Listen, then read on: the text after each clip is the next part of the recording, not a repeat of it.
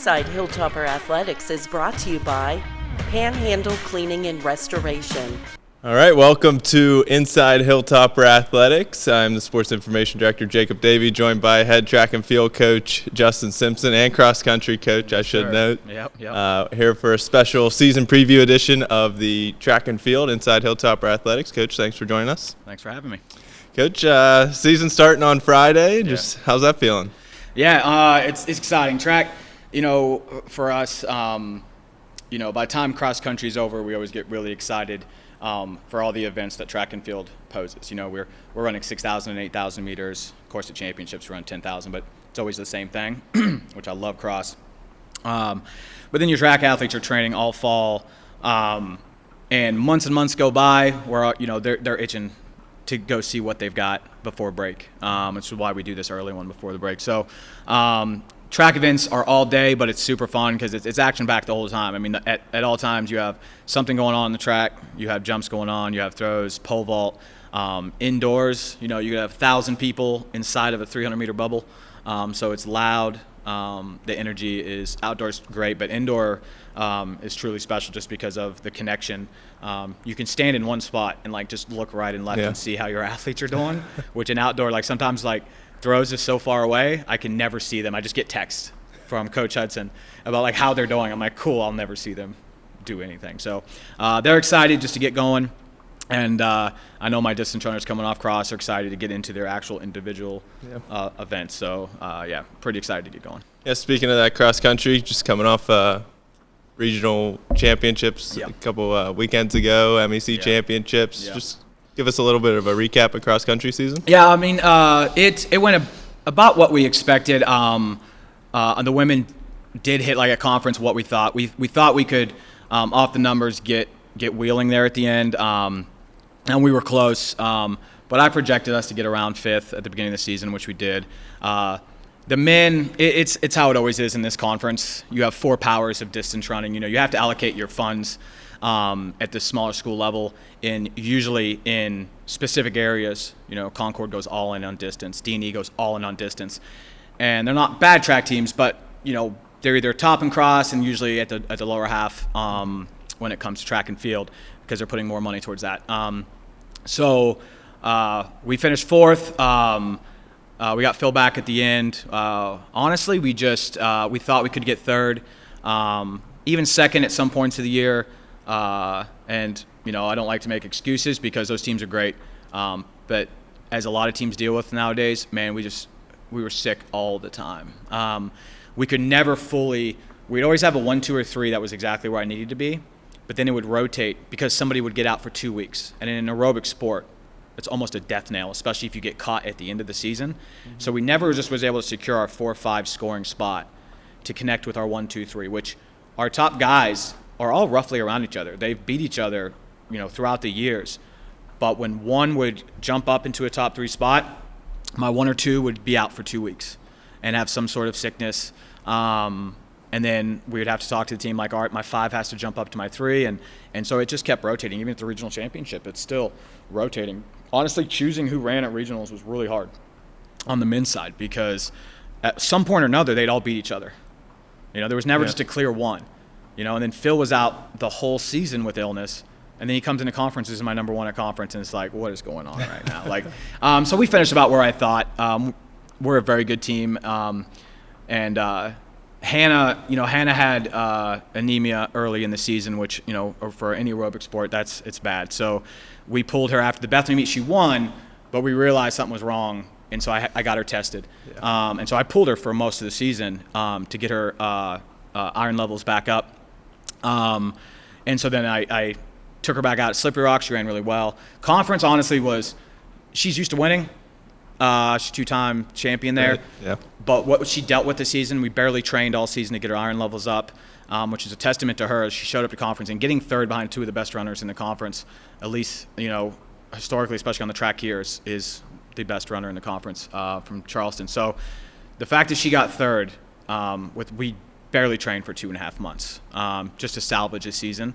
And regionals, honestly, it shocked me during the race. I'm watching updates, and I couldn't believe where she was at. But then she was having stomach issues stuff goes on sometimes. So that wasn't the race she wanted. But like I told her after the race, and we talked about for the last 2 years, like when you're on the top, you're not always going to stay on the top, and you can always get back there. But it's hard to stay on top because you can get sick. She got anemia, which is very prevalent in aerobic sports on the women's side. Mm-hmm. So this is kind of like the first time she had that real adversity where, we knew we had a big battle in this season. So honestly, for me, the conference championship, like, is one of the best races she's ever had, past all the championships she's had for us, all the school records. Like, I couldn't believe on a course that hard that she was able to come back and fight for third after we didn't do anything all season. So we finished about where I thought we would. I knew we could do better, but now it's time for track, and we're going to split them up in their events, and we got some big goals coming into this indoor season. Yeah, on the men's side, though, Dana with the all-region performance. Yeah, Dana's it's his last year running. It's a fifth year, and he came back, to go to grad school here, and a lot of my guys did. They didn't need to, and honestly, I didn't know if they were. And it's kind of been that way for my time here. It's very hard to be all-region in cross country. Top 20 in a region anywhere is so hard. Yeah. And historically, like for me, we have the best cross program over the last couple of years we've ever had. And the conference continues to get better. But we've only ever had Philip White's done it twice.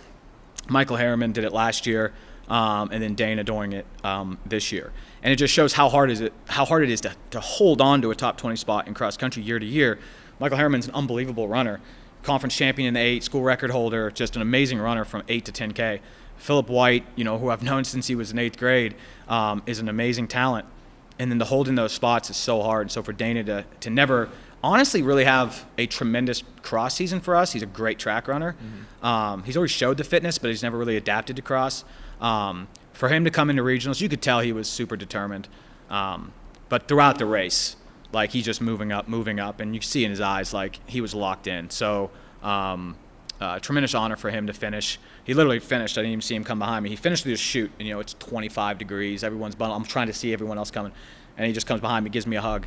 So like he knew it was his last cross race, and he went out as good as you can. Yeah, pretty special moment. Yeah. And so he's all fired up now. He has a 5K in Michigan, not this weekend, but next weekend. My top 5K runners are heading up, so he's all eyeing that. All right. He run fast, so yeah, it was a great run by him. Yeah. So before we get into kind of the event breakdown, you want to go over the schedule for indoor track and field coming up? Yeah. So we live in a really great area. I grew up in Chester when we moved. My family moved from Arizona when I was a kid, and we live in a great indoor area where a lot of the country doesn't. The South, the SEC, and all them, like they got to travel everywhere. Birmingham has one, but the West Coast only has the Dempsey up in Washington. So you got to be in cold states, right? So we live in one of those areas pinched off in the Panhandle where I can get to 5 or 6 300-meter tracks within 2 hours, which is unbelievable. Like unless you live in the Northeast, it's very hard. You got to fly places. So we open up at Youngstown, unbelievable facility that Youngstown has. Everyone goes there. It's so packed. So people from Buffalo to everywhere go to this track. So we'll go there 3 times this season. It's hard not to. It's expensive. They have a premium on their entry fees, but when you get there, you know why. But it's just hard. It's an hour and a half away. It's so close for a track meet for that kind of facility. So we'll go there 3 times. Muskingum will open up in January on the 14th. They have a brand new facility, 200-meter track, but you get conversions off 200-meter track, so it's all right. So we'll test that one out. Again, close. And then Kent State, we always go to. Again, there's that whole corridor where you have Kent State, you have Youngstown, you have Akron, you have Spire straight north of us in Erie. If we wanted to, we could head over to Penn State. WVU's not doing any indoor facilities and any indoor track meets this year, which we usually go to. But yeah. So we'll be at Youngstown for most of the indoor season, but it's there for us, and we're pretty close to it compared to most places. So we'll be there a lot. But yeah, we'll open up Friday, and I guess really before going into individual breakdowns, we have very good men's and women's track team. We have a lot of them, but we're very deep, and just like we showed last year, we didn't really have any holes anywhere. So what we went out to do this past off season is just to fill some small gaps that we had, which we have. And we lost a couple of people. Kelsey Hewlett Kelsey, if you ever see this, I'll see you next week. She now throws for Grand Valley for grad school, and so we'll be up there with her next week. So we're excited to go see her that Thursday and Friday. Girls like Kelsey Hewlett, who speaks for her own. She's amazing. Adam O'Donnell and Deck in every event known to man are big losses. But we had holes that we needed to shore up, and we did that very well. My coaching staff did a good job of that. And we always have the goal of top 3. It's just always that goal in all of our events. But we're one of the most, behind Charleston, we're the most well-rounded. Even last year, we're the most well-rounded track team in the conference. A lot of schools don't have pole vault. A lot of schools don't have any throwers. A lot of schools don't do jumps. A lot of schools don't do distance running. Like I said earlier, they pick and choose. Yeah. We have throwers in every event that score. Obviously, last year in the women, they carry us. They're amazing. We have some of the best pole vaulters in the conference. We have hurdlers. We have distance runners. So we pride ourselves on being incredibly well-rounded to try to score in everything, to steal points from everything and not just one area. So we really don't specialize in one. We like to be well-rounded. But I always say we want to be top 3, but honestly, our girls and guys team, I like pressure. I know sometimes kids don't like pressure. I love pressure. I feed off that. I did when I was an athlete myself. And we're not looking for any worse than second. And during score breakdowns and all that stuff, that's where we should be. Yeah. Charleston's got to mess up a little bit. Obviously, they win every year. Me and Nick Bias are really good friends. He's an amazing human being, honestly, past being a coach, great guy. And they're very good. Our girls had him until the last day last year, but we knew going in the 400, they had it. We need mistakes, to happen. So, but luckily for our women's team, we did make that progress, and the men's team is just as good. So, yeah, we're looking for top 3, but we're looking for one or two. I'm not looking for anything else. One question I have is, and many viewers might have, is what's the biggest differences between indoor track and field and outdoor track and field? Yeah, events and weather. Most sports, they're indoor sports, and so we get to dabble in that one season of our 3. It's very nice because we got to be there. I don't know how long a basketball game is. 2 hours or something. I don't know, yeah. But when we go to a track meet, we're there 8 to 12 hours. Right. There's no such thing as getting around that. If anybody ever asks me that question, like, hey coach, how long are we going to be here? I immediately go all day. Yep. Like, have you never been to a track meet before? But it is action-packed the whole time. So indoor, it's more confined, which I like, more personable. I can see everything, which I like, but not having to deal with the weather. Pole vaulters it's their favorite season, right? Mm-hmm. Wind in distance running, a headwind into sprints, all that stuff. Javelin throwers love big tailwinds, so that's one thing about outdoor. But it's the weather. It's always going to be 70 degrees and clear, no wind. So you really can focus on your event. You don't have to deal with March blinding ice coming at your side that you got to be in, and that's tough. I always love that. My personal 5,000 meter PR is indoor, not even outdoor. So I always like that. The big thing is the events. For distance runners indoor, we get the 3,000, which we don't have outdoor, but then we get the 3,000 steeple. We don't have 10K indoor. We have the full mile, not the metric 1,500 metric mile. The big one for us scoring-wise is throws. It's indoors so tight, we only have shot put and weight throw, which we're great at, which is good. But we also have athletes that are just purely javelin throwers. Like, they're the best in the conference. Laura Simons is one of the best javelin throwers in the conference. Gary Braithwaite and Marshall Whipke are 2 of the top 3 best javelin throwers in the conference. They show up to indoor meets and might do shot once in a while, like just to be around the team. Mm-hmm. But they're not gonna, that's not their event. Yeah. They practice javelin. So outdoor, instead of shot and weight, you get weight out of the way. You got shot, jav, hammer, disc, and we have a lot of disc specialists. So, I get excited for the throwers for outdoor because half of my roster is messing around indoor, but they're actually practicing the events they don't get to do until the outdoor season. Sprints, it's just shorter. You don't get the 100-meter dash. You have the 60. 200-meter tracks, you have the 55, which is annoying because you have to do conversions off that. So you have the 60 instead of the 100, the 60 hurdles instead of the 100 hurdles and the 110s. But then the other events, except for the tight turns, the same, 2, 4, 8, they're the same. So I would suspect most, except for the throwers, like indoor better, just because if you're not in an event, I have some 3,000 meter runners Friday that won't compete until roughly 8 or 9 p.m.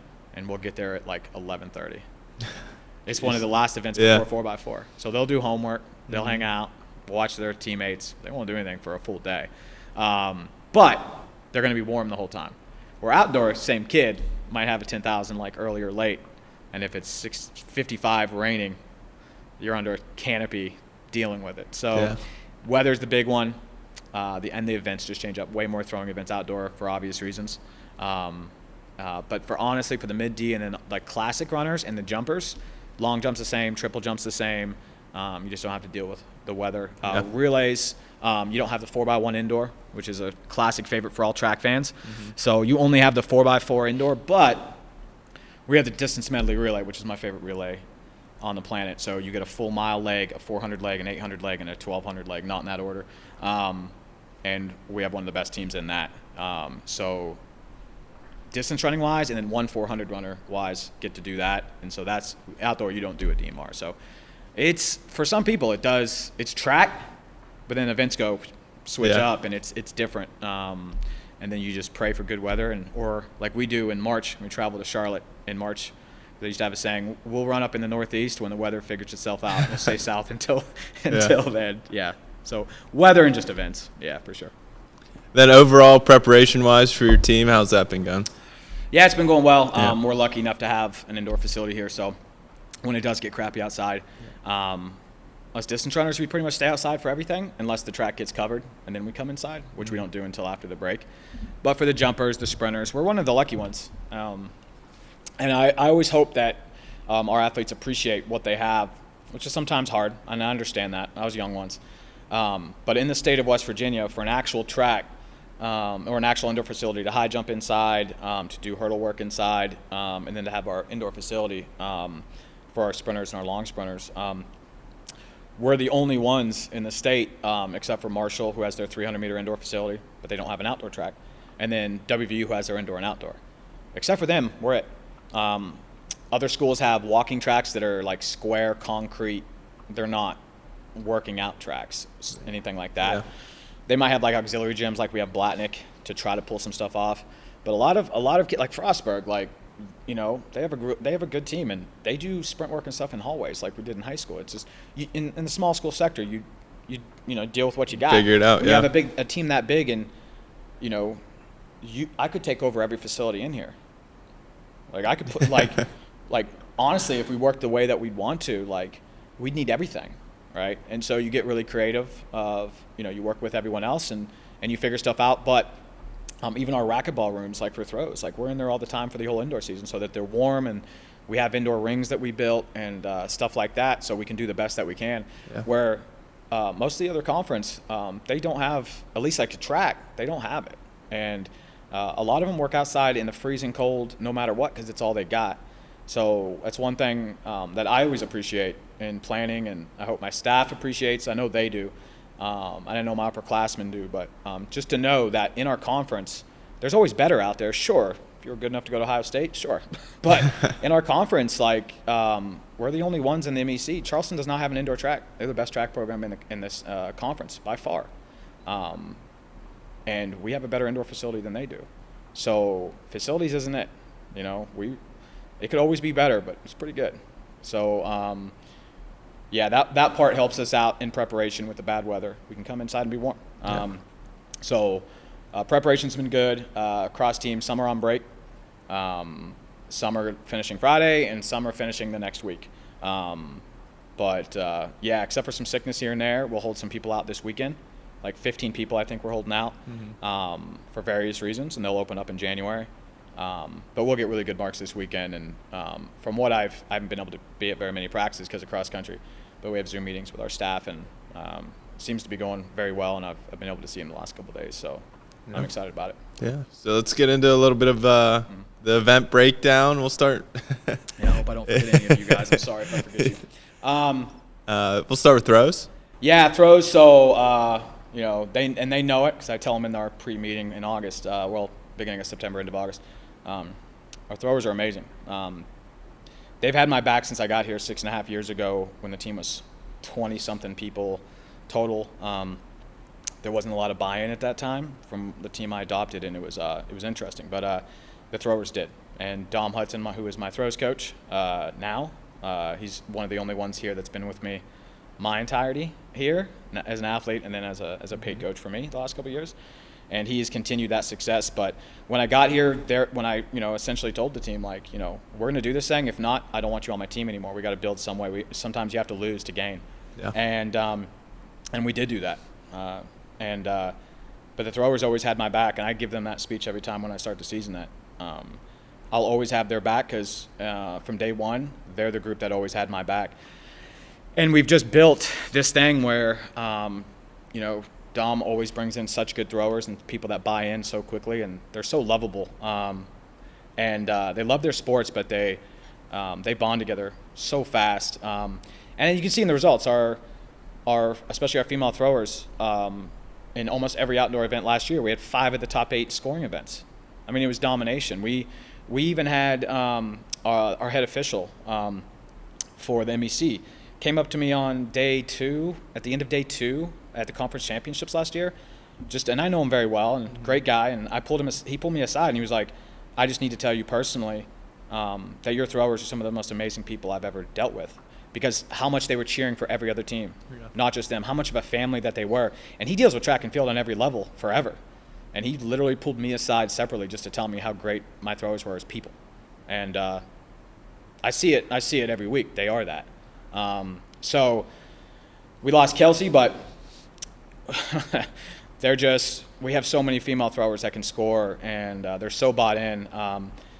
Honestly, where we had the weakness was on the men's throwing side. Jab, we were great, and we have been for years. But we needed scorers in hammer, disc, and shot. Yeah. Last year, from the men's side, where we had the major weakness in all the events was men's throws. So we went out, and 2 of our biggest acquisitions were Josh Fancher from Toronto, Ohio, all-around thrower. Shot and disc, he's amazing. But he is a thrower. He came in like some people come into college, they want to be college athletes. About 2 months later, they don't want to be college athletes. Happens to every sport. Mm-hmm. Josh, one of those guys, comes in like he's a thrower. He's ready. Get him in a ring for competition and be one of those top guys in the conference.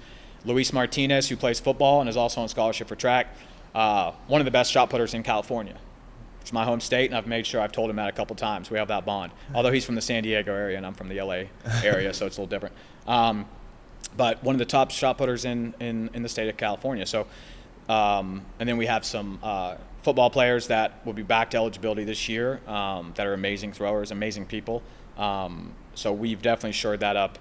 And I think on our biggest weakness side of the men's track team as a whole was men's throws. And we brought in the people that can score to make sure that we filled that gap. The women will do what the women always do. Like, they're ready, and they're going to score deep for us, for sure.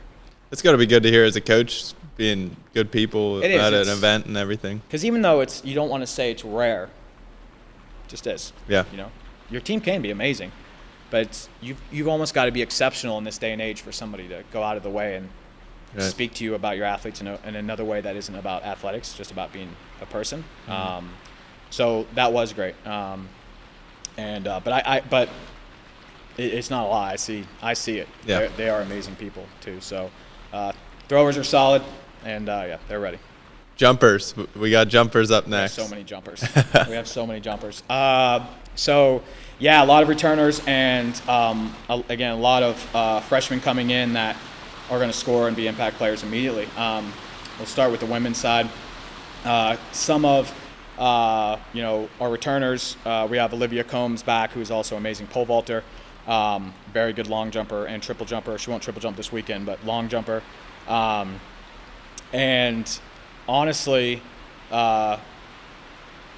of the biggest pulls that we got over the summer for long jump especially, Maggie Kolbasek from Oakland High School, which is my high school, my alma mater. So known her mom taught me English in like 5th grade. Weird, I know, full circle type stuff.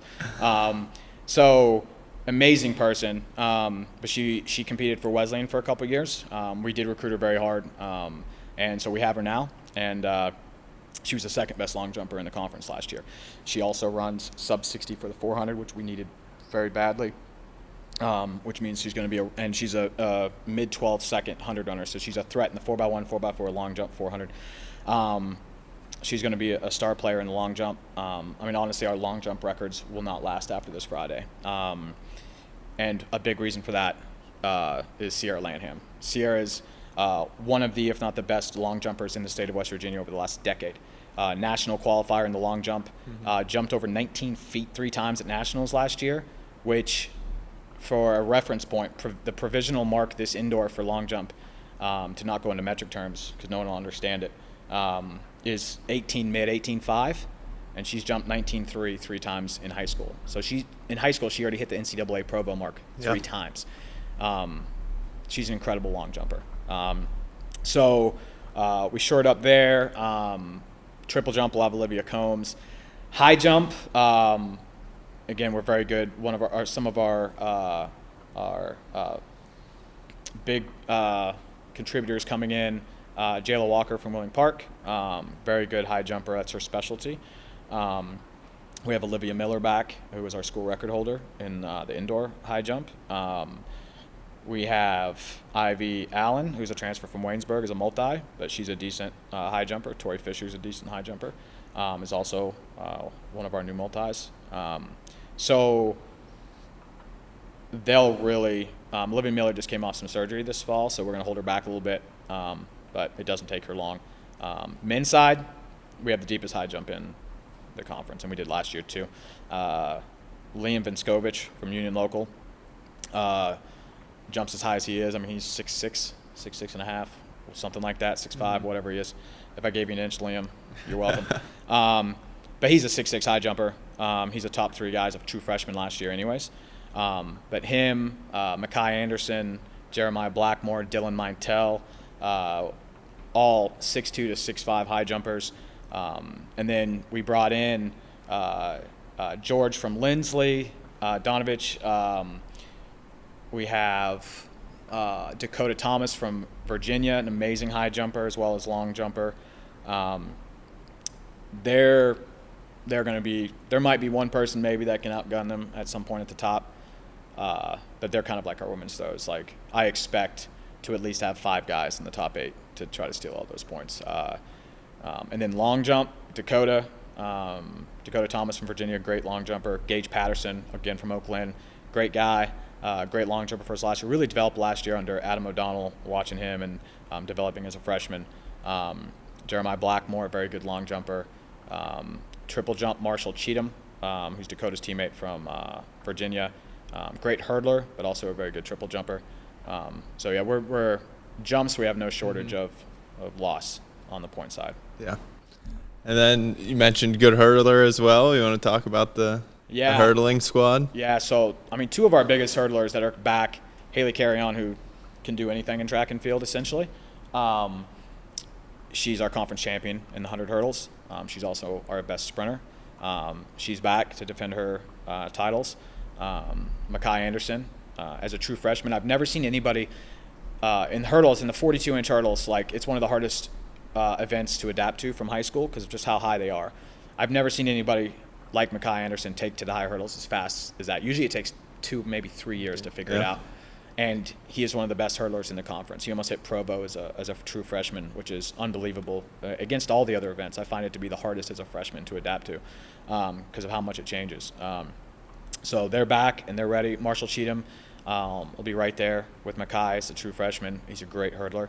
And then Marshall also, one of the weaknesses we had on the men's side is 400 hurdles. We didn't have anybody in that event last year.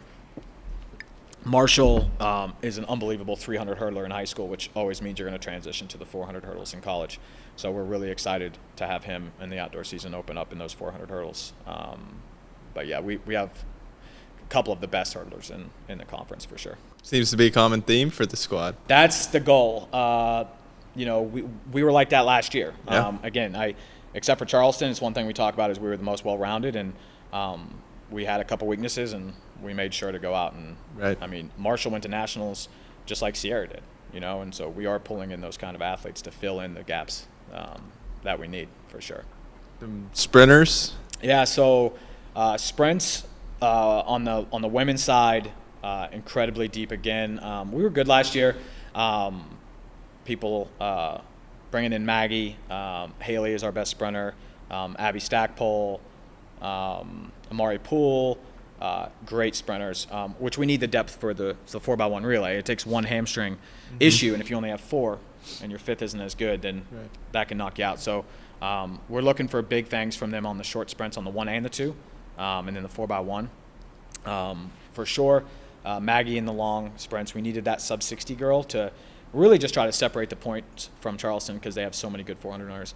And if you can't take all the points from them there, you at least need to divide some of them points that they can get. So that was big for us. On the men, it's been surprising. Like we have good sprinters. Marcus Elmer scored first indoor, and he's back and looking for him to contribute really well. The one I'm going to be interested in, because I don't have a lot of data on the flat sprinter on the men's side right now. Elian Lamar has been one of our best sprinters for years. He's one of my 5th years. He's back, but is Hunter Patterson, who is from Oakland. And I haven't got to see him. I've seen him, but not in practice. And I get texts throughout the fall that he is really fast. I have not got to see that, so I will see it Friday and make those judgments myself. But that's exciting because that's also one area on the short sprints on the 100. Like we have Elion, we used to have Ethan Seacrest who graduated, but we're looking at for the short sprints and the 4x1 for Hunter to step up and see the hype that I'm getting, see if it's real. So we're hoping that they can break up some of them scores as well. Yeah, so you talk about scoring points and stuff, so maybe the viewers might not know, but how's points scored in a track and field meet? Track's interesting. So we don't do scores for regular meets. Like we don't go in we don't go in Friday to win the meet. That's not a thing because not everyone always goes to meets. My distance runners don't go to every meet. Right? That's not a thing. We have to train to be fast. Right. You can't just race. It's not like all the other sports where volleyball, basketball, and all these other sports.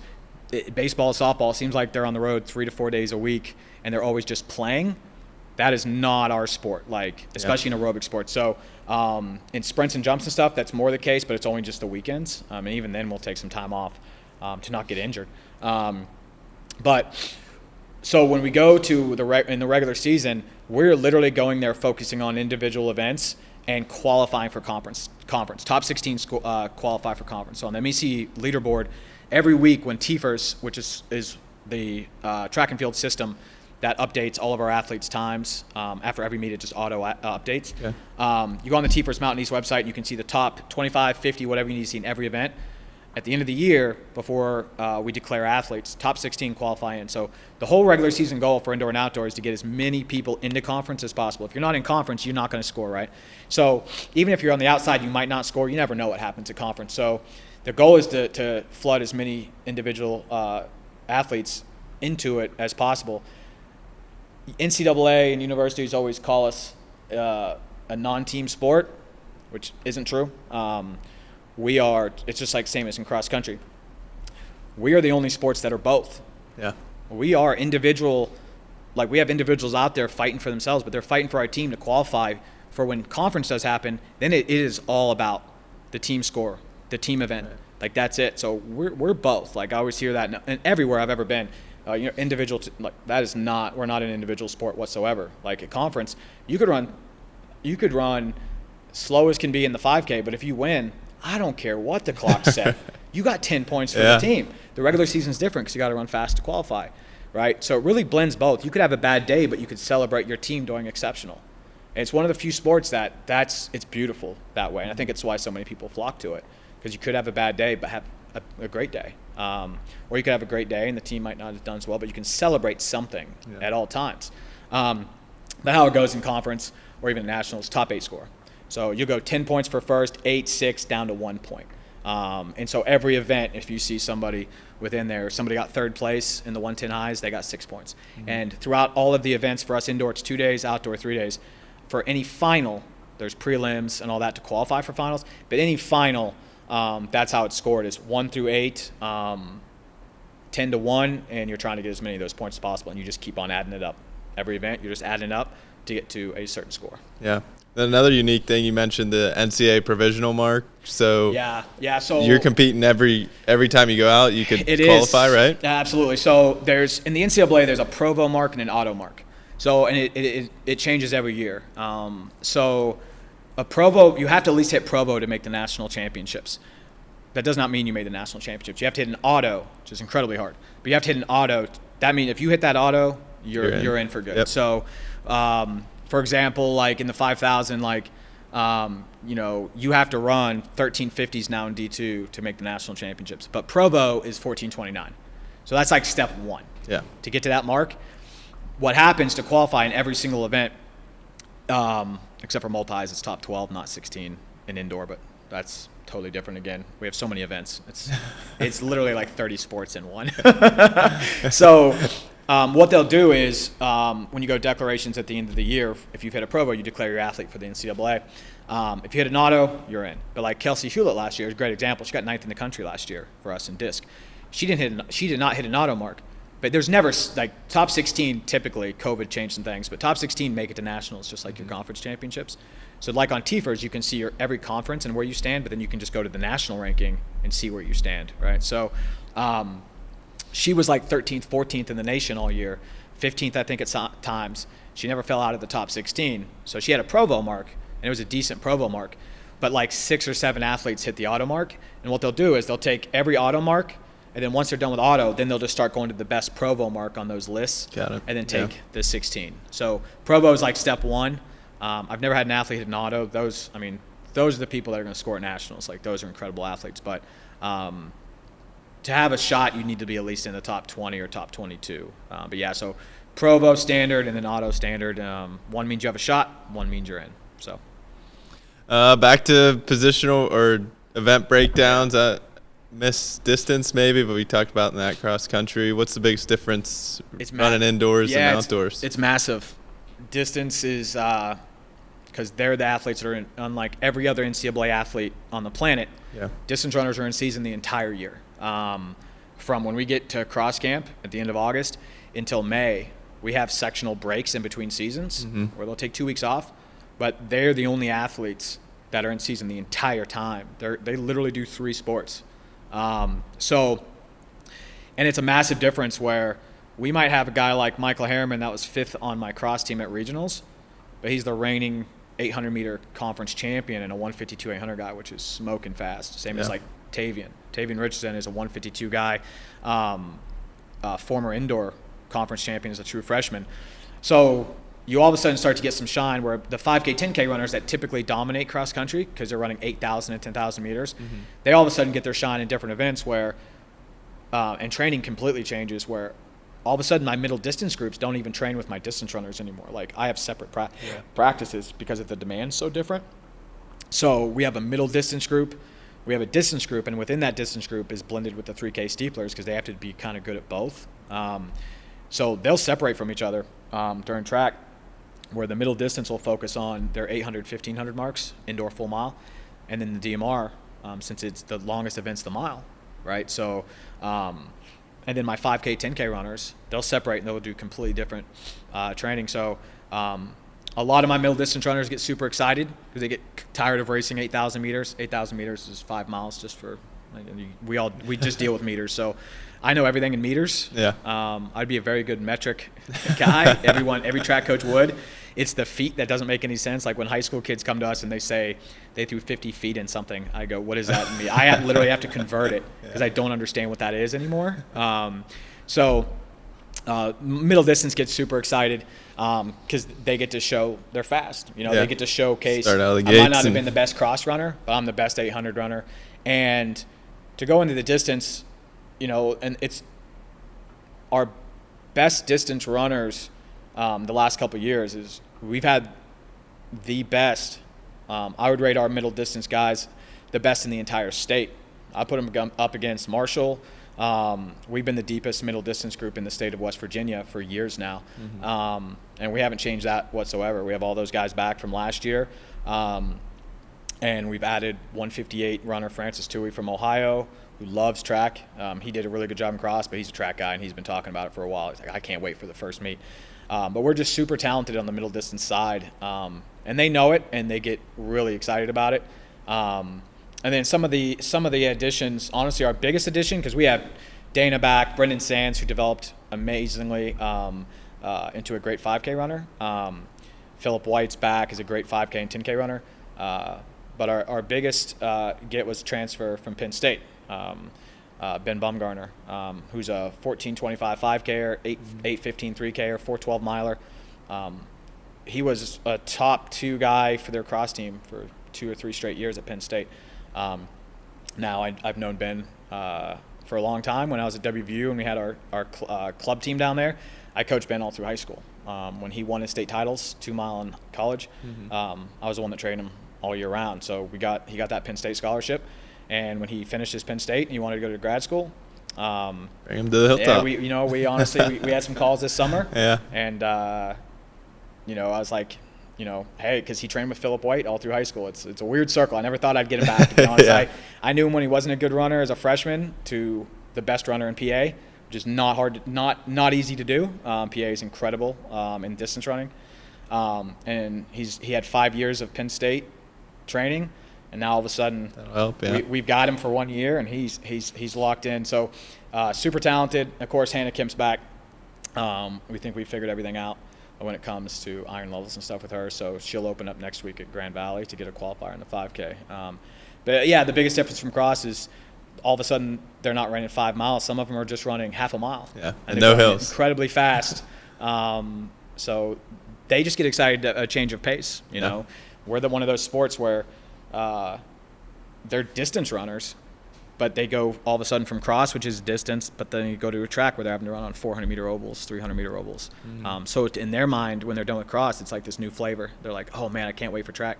Same thing as the end of track. They're like, oh, I can't wait for cross. So they really get to change things up where every sport, like volleyball is always volleyball. And they love it, which is amazing. But every sport is their sport. Football is always football. Yeah. Distance runners are changing sports the whole year so they can get excited for something else. There's never that dull, like, oh, my God, I have to go into cross again. You get to go into track, which is totally different. Yeah. And then you can, once you're kind of annoyed with it a little bit, you're like, oh, I can't wait to train this summer to go to cross country. So it's always changing, every 6 months for them, which is, I know I appreciated when I was their age for sure. So I don't think I missed any groups, did I? No, that's all. Like I said, I could go. I know I told you 10, 15 minutes. We're up at over 35, 40 minutes. You text me that, and I'm thinking you're going to have to edit this down because I'm a track coach. I could sit here. If somebody sat and said, talk track, I'd be like, you better put half the day away because there's so many kids. Yeah. We're the size of a football team, but it's men and women. So you have to talk about, again, in the NCAA, us coaches in track and field, usually we're the only ones that coach. Like here at West Liberty for sure, but in the entire MEC, we're the only ones that coach 2 genders. Like no other coach coaches one and then the other, right? And have multiple seasons. So it's almost like you can't talk about it in such a short time because you're not talking about one team. You're talking about 3 different sports, 2 different genders that are all under our umbrella. And then you start breaking down. If you say jumpers, and I'm like, well, do you want to talk about long jump, triple, or high jump? Like, what do you want to talk about? I could talk about disc, jazz. So it's very complex in nature, which, again, is why I think so many people gravitate towards track because there's no bench. People transfer because they sit on the bench, which is fine. Happens in every school. There's no such thing as a bench.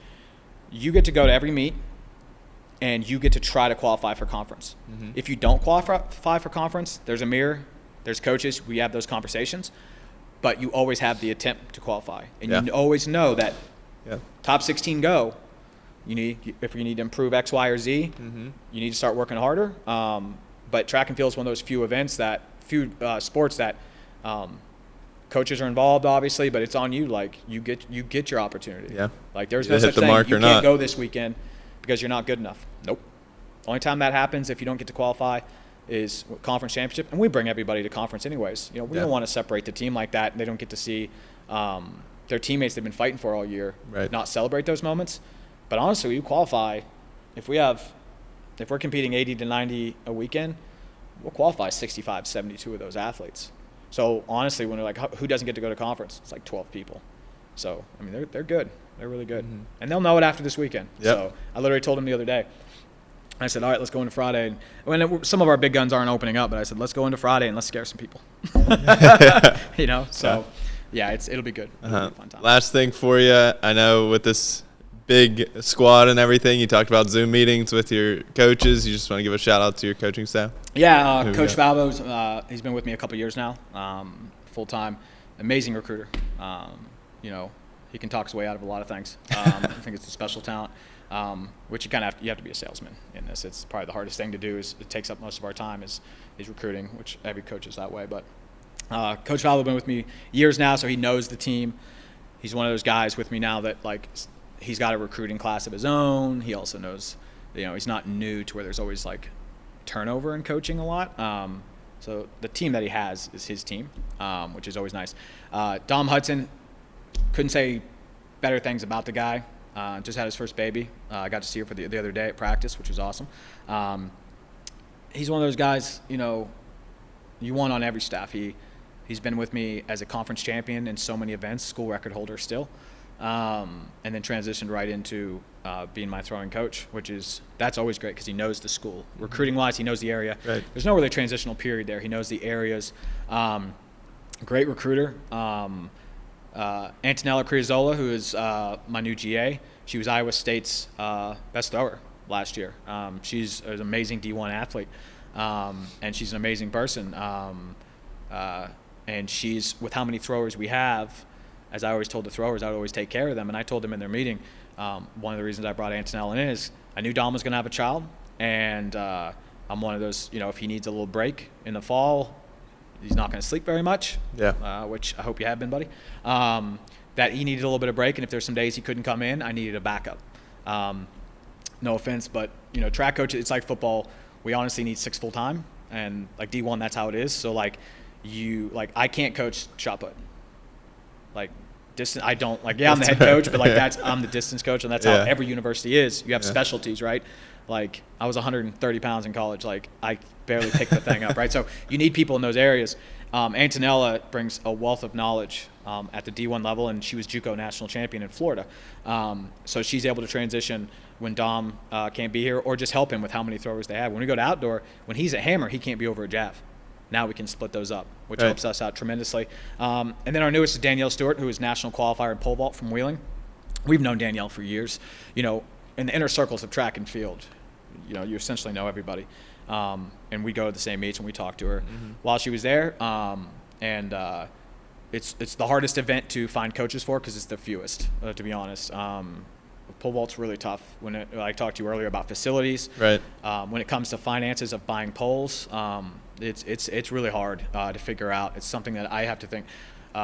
Inside information. I was up at 3 this morning because I just woke up naturally, and I was shooting scheduled emails out to people to try to find certain things I need for pole vault, Essex providers, poles I need, just because it was on my mind. It might have been one of the reasons I woke up, but it's part of the job. And me and her had a conversation at practice yesterday, and I couldn't get it off my mind because it's things that I need to get done. Right.